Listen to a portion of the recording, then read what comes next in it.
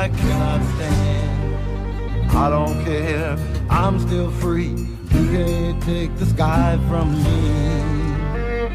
Take me out to the black, tell them I ain't coming back. Burn the land and boil the sea.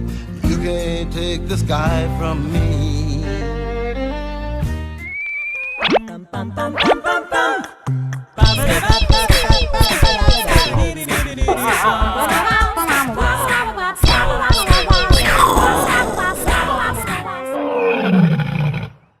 Hello everyone, GB here. Today I'm going to give you my initial thoughts on No Man's Sky. I'm sure if you're a gamer, unless you've been stuck without a net connection, or perhaps you've been snoozing away in a cryotube, then you will have heard of No Man's Sky. In simple terms, it's a space-based exploration and survival game with trading and combat elements, though the game is primarily focused on exploration of its much lauded 18 quintillion planets. The game was recently released on both PS4 and PC, though it took a few days longer for the PC version to unlock for players on Steam. Now there's been some controversy related to the game, mainly to do with the hype it received, developers also giving vague descriptions and apparent issues with expected multiplayer features. I'm not really going to get into that though, I'm just going to give you my initial thoughts on the game in front of me as I've played it. Hang on, I think I've accidentally loaded up Subnautica, an underwater-based survival game. Wow, that is embarrassing. Wait, no, actually, this is No Man's Sky.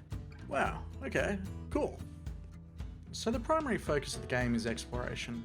Hello Games invested a lot of their time and money into building a game with 18 quintillion planets, and they want you to find and learn as many things as possible about each and every single one of them. Ultimately, the end of the game for the player is reaching the centre of the universe, a feat which really should be insane to imagine, but if it hasn't been done already, I'm pretty sure it will be soon.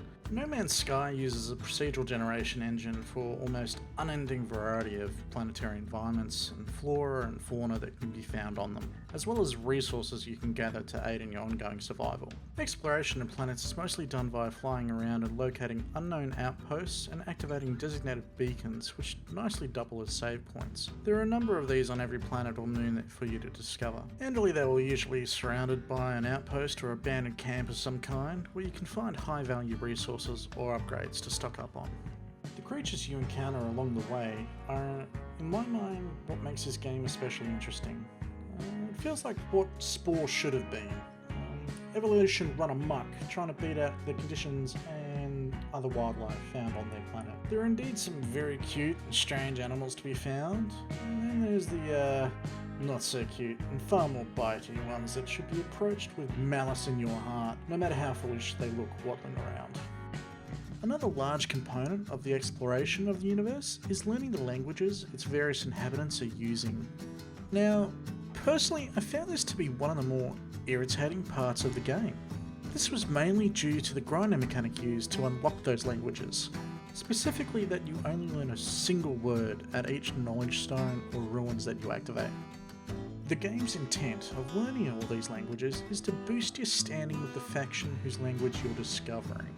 But inadvertently, because of this, you end up not really caring about the word you've just learnt. Just that you bumped your standing up another notch, and when/where to find that next knowledge stone or ruin. On the bright side, you do get these neat little achievement notices every now and then. The cornerstone of today's modern survival games is resource gathering and management. No Man's Sky goes about this in a fairly simple manner. In addition to the bog standard grab mechanic, they give you a mining/gun multi-tool which you can use to interact with and recover various in-game resources. For me, the visualizations that Hello Games have used when implementing this mechanic don't end up leaving you with that overbearing, grindy feel that other survival games such as Minecraft or Rust end up having. Space stations, aliens, trading, money.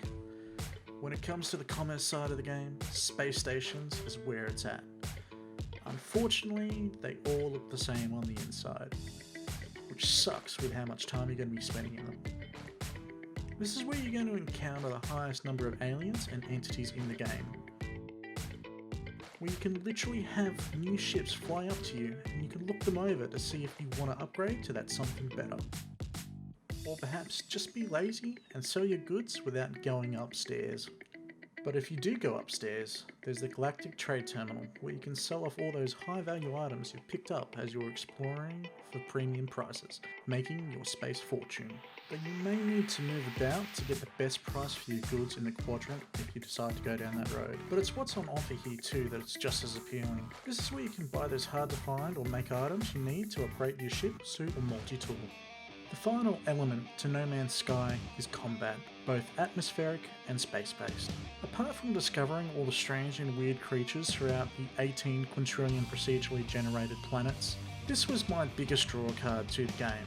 The idea of battling millions of different kinds of alien spacecraft in a real me versus the rest of the universe, or perhaps teaming up with some friendly faction space fighters to take down a common enemy, really appealed to me. But this is where I suffered the biggest letdown of the game. It becomes readily apparent that this game is a console port. The control scheme is simplistic and sluggish in its responsiveness. The lack of any kind of controller support beyond keyboard and mouse was also extremely disappointing. I felt myself comparing the combat to that which I had experienced in Elite Dangerous, and finding that No Man's Sky comes up very short. For lack of better words, the controls were mushy. Nowhere near having the degree of precision I would have expected from the old trusty PC gamer keyboard and mouse combo. But if you think about it, it makes sense if you are dealing with the imprecise nature of a console controller. The next annoying aspect of combat for me was the directional cues given for spacecraft which had gone off screen. Unless you were very close to them, you would only get a thin grey or green carrot pointing to which way you should point the nose of the craft to get guns on. But when you're running a 4K system, that cue becomes very hard to see with all the other things going on. That said, the gunnery and damage effects are really well done and I found really appealing. It reminded me almost of the hyper vivid colours and splash effects you see in games like WoW and Dota. And then there's, to my mind, the biggest problem with atmospheric combat, and that's the nanny-state altitude limiter, which won't allow your craft to go below a certain height of local terrain. This was the single most frustrating thing I experienced during combat, because I'd be telling the ship to go one way to follow a target below me, only to be overruled by the computer. The final niggle I had when it came to combat was the way in which you would manage your ship resources and repair needs so you could stay in the fight. Rather than a fairly simple and efficient refuel or repair command, it was necessary to go into an on-screen menu and select either the weapon or subsystem which needed attention, so you could then select from another menu what resources would need to take care of it.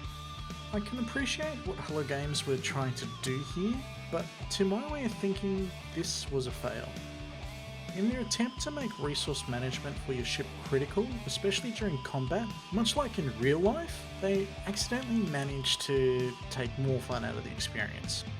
Having to attend to the ship's needs during combat quickly became a source of distraction and annoyance. You would literally be yanked out of a fighting mentality to do the in-game equivalent of balancing your checkbook or paying your bills. Aside from being unfun, it was clunky and filled with possibilities for wasted time. Aside from these issues, there are some bugs in the game. Like this one here where I get boosted into orbit instantly. Great for me, but I'm pretty sure it's not what the devs intended, but I did notice it happened quite a bit. Then there's terrain collision detection.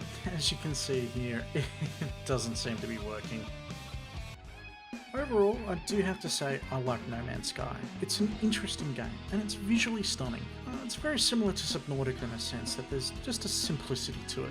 I don't feel like I need to be on the ball all the time, but in some places it's too simple, in others it's unnecessarily convoluted. Base building and a more PC-centric pass are what I'm looking forward to. I won't be playing it every day, but I do look forward to sitting back and relaxing with it. Hopefully you've enjoyed, and I'll see you again soon.